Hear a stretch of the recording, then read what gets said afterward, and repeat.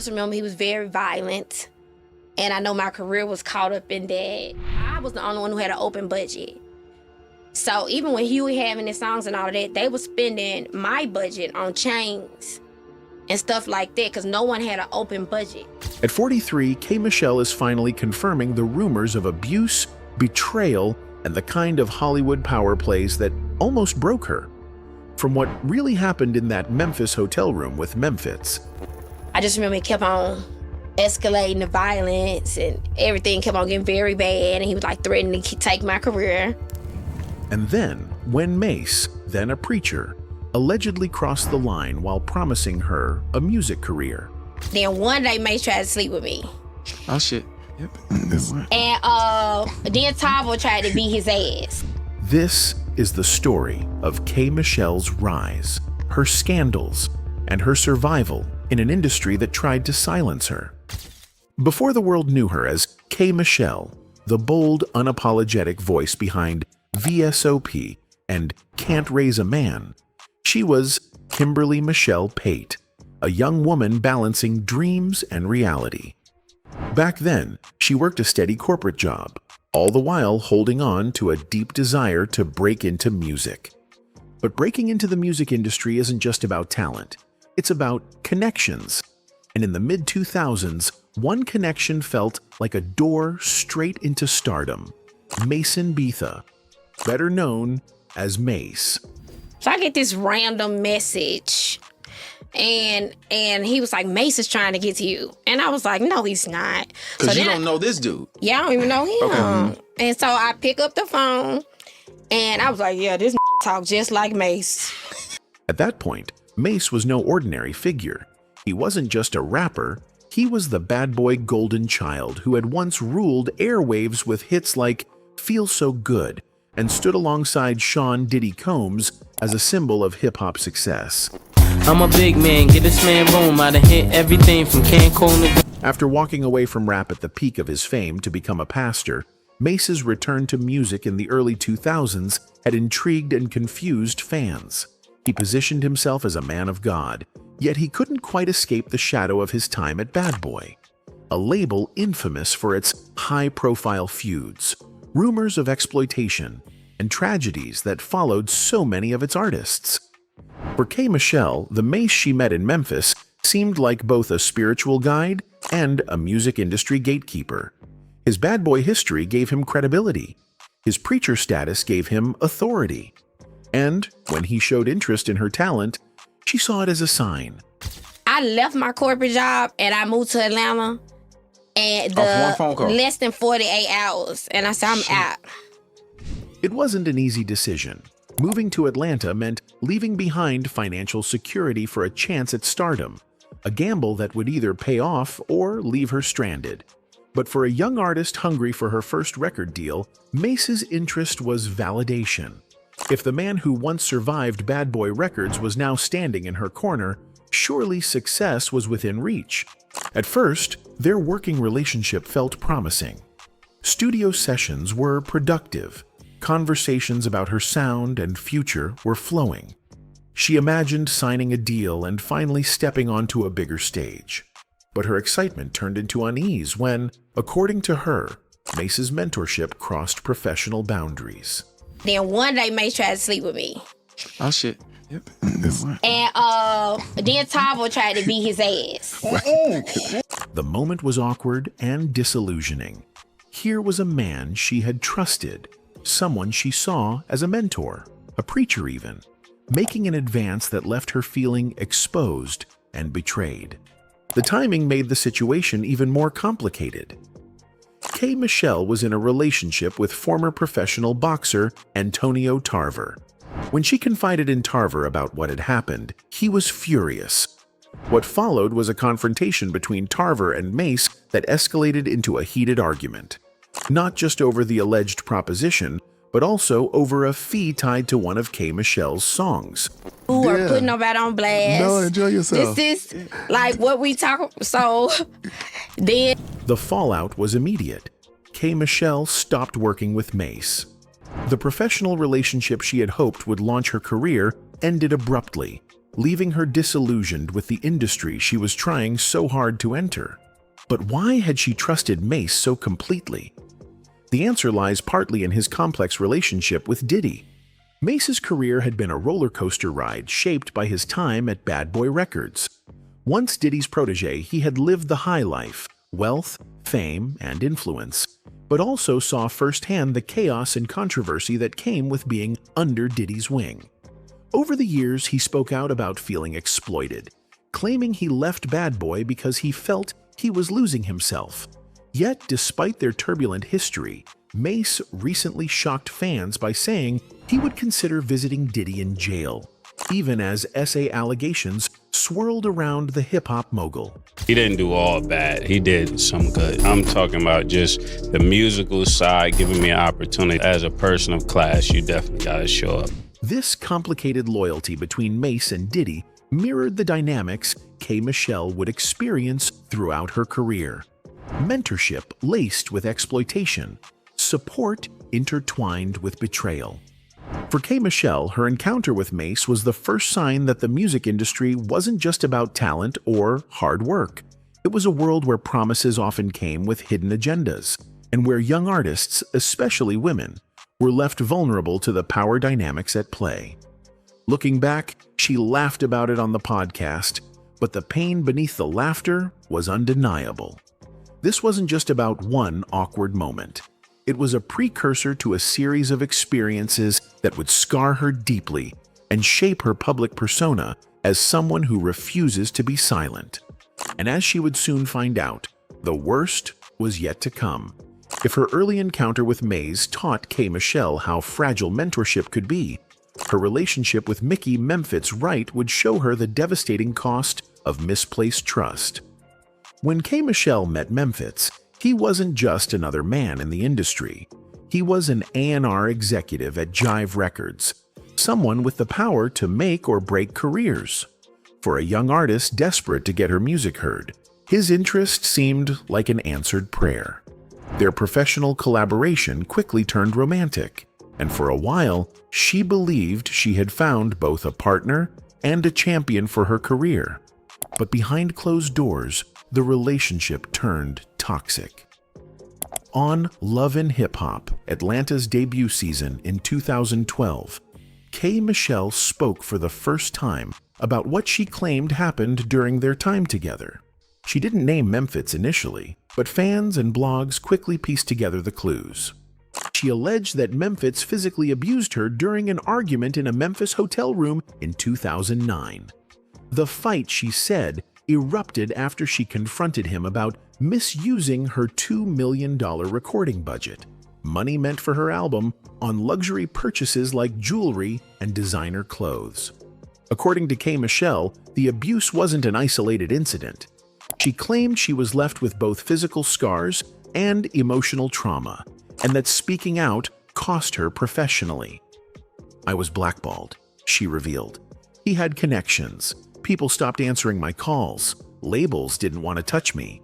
I just remember he was very violent, and I know my career was caught up in that, and I just remember it kept on escalating the violence, and everything kept on getting very bad, and he was like threatening to take my career. Memphitz, for his part, denied all allegations. He insisted he had never hit her and accused K. Michelle of fabricating the story for television drama. "I never hit her, and I did not misuse any recording budget. She's lying for TV," he said in 2012.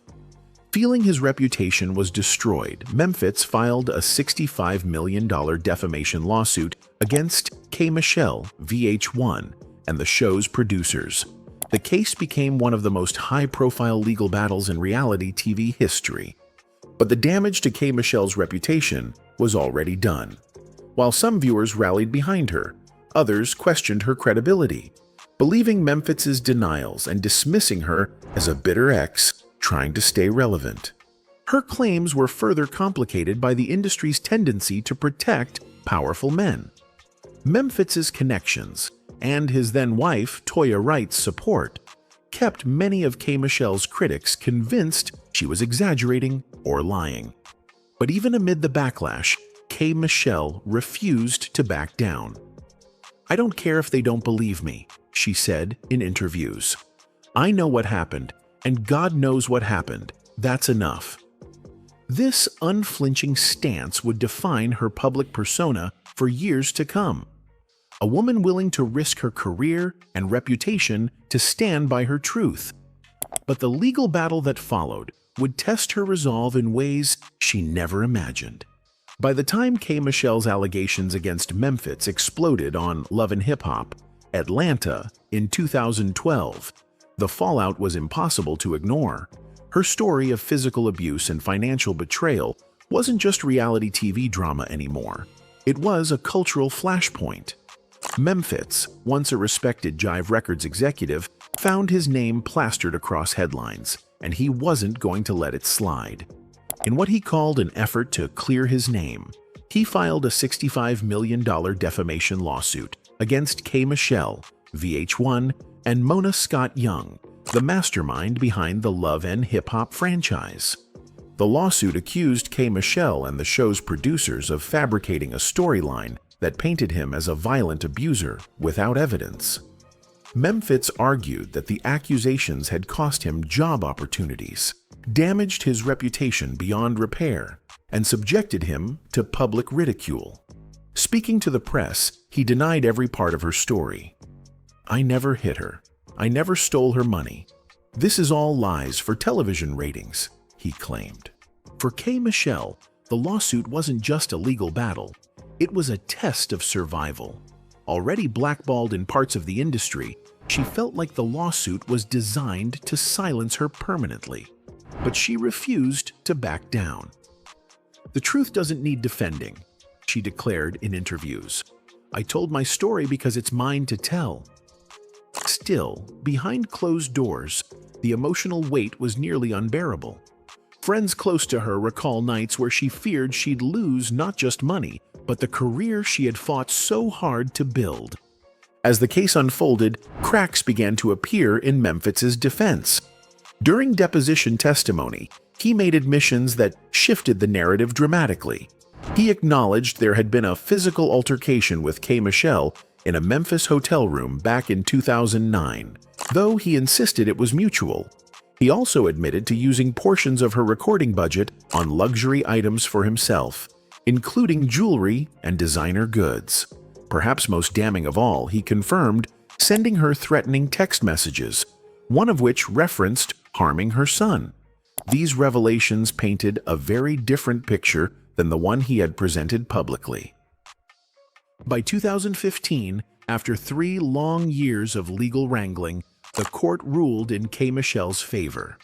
The judge dismissed Memphitz's lawsuit, concluding that he had failed to prove her allegations were false or made with actual malice. For K. Michelle, the decision was more than a legal victory. It was a validation of her truth. She took to social media to share her relief, posting, "My court case is finally over. God is amazing. Thank you for believing in me and letting me tell my story." For many, the verdict served as vindication. It didn't erase the years of doubt she endured, or the doors that had slammed shut on her career, but it was a step toward healing. Memphitz, however, remained defiant, claiming the admissions in court were taken out of context and maintaining his innocence even after the lawsuit's dismissal. The case solidified K. Michelle's image as a fighter, someone willing to risk her reputation and endure public scrutiny to stand by her story. Yet despite the legal win, not everyone in her orbit was ready to believe her. Among her most vocal skeptics was a fellow cast member who would ignite one of her most public feuds, Rasheeda. Even after winning her case against Memphitz in 2015, K. Michelle found that Vindication didn't silence all of her critics. One of the most painful betrayals came not from strangers or industry executives, but from someone she had once considered a peer, Rasheeda Frost.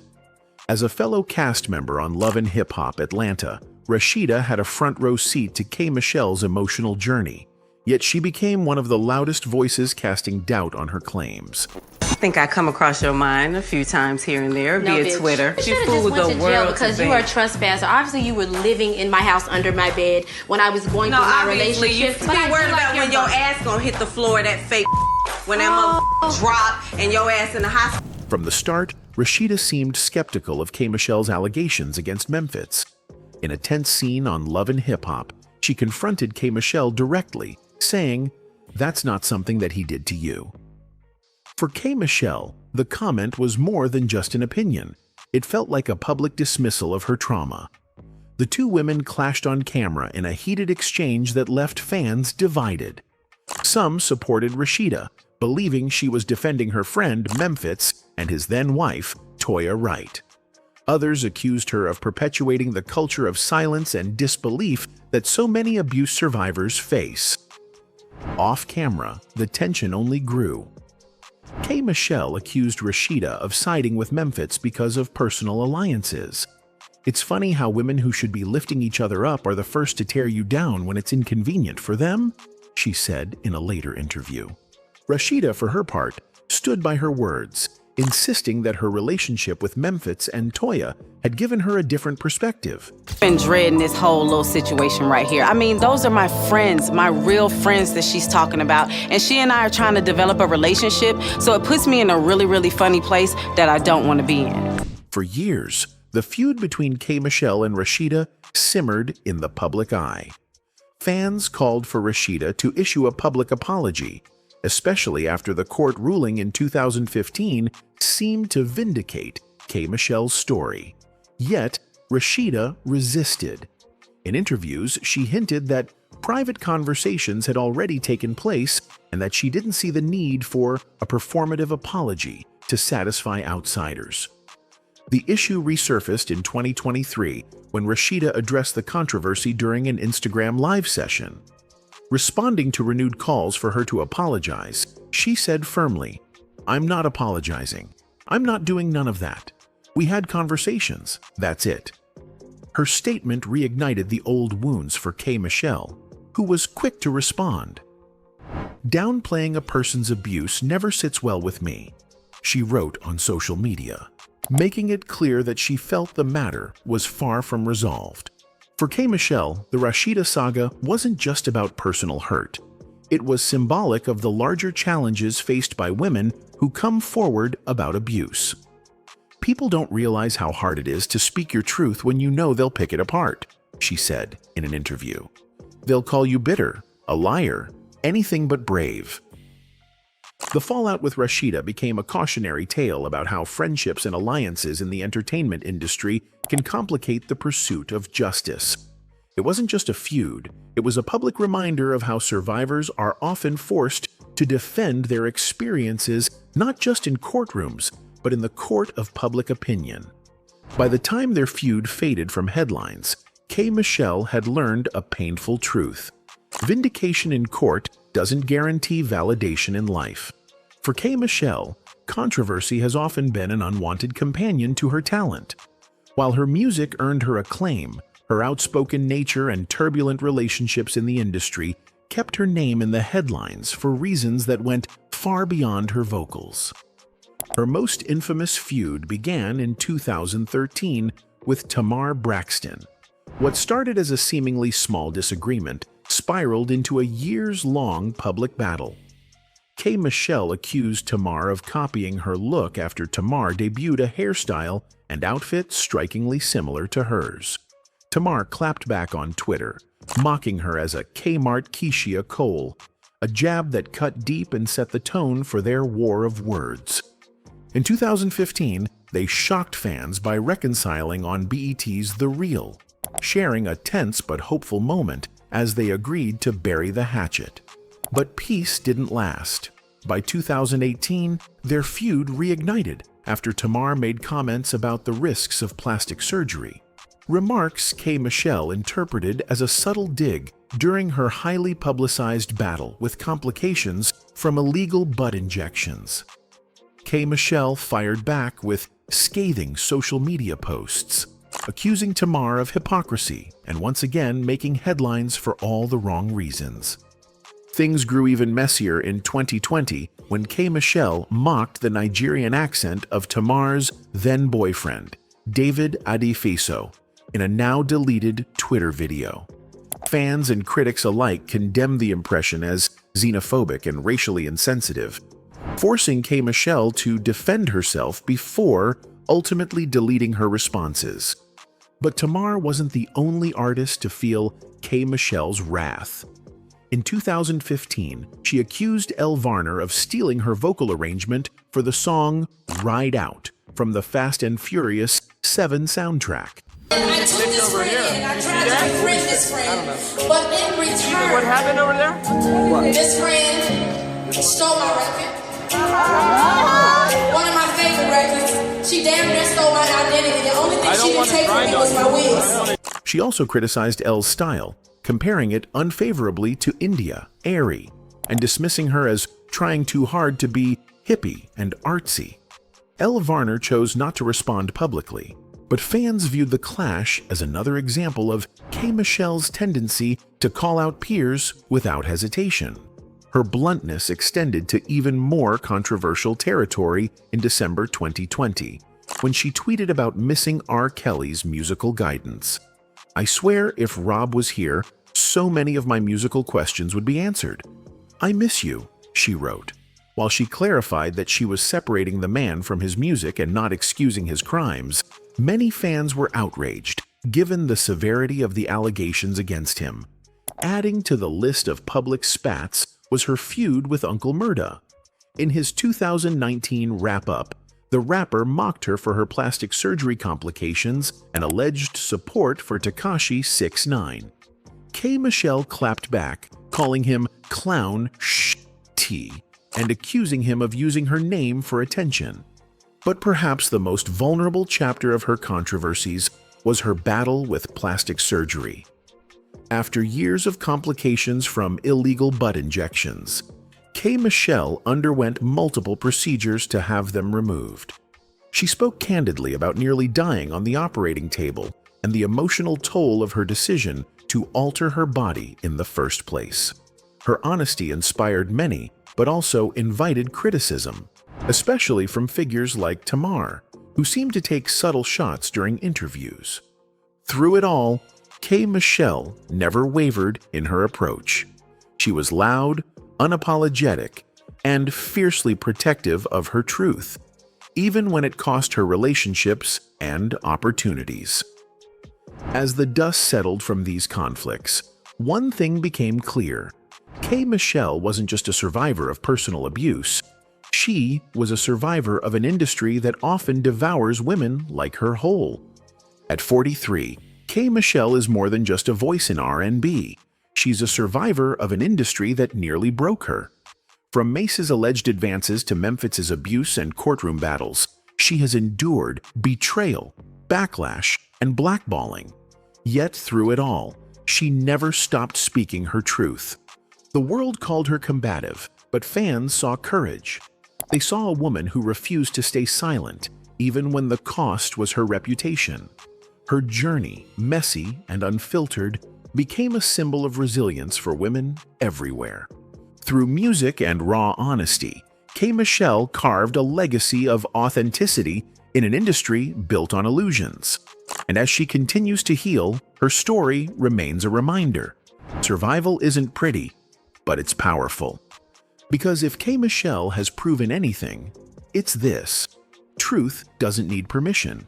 It demands to be heard. Anyway, that's it for this video, folks. Bye.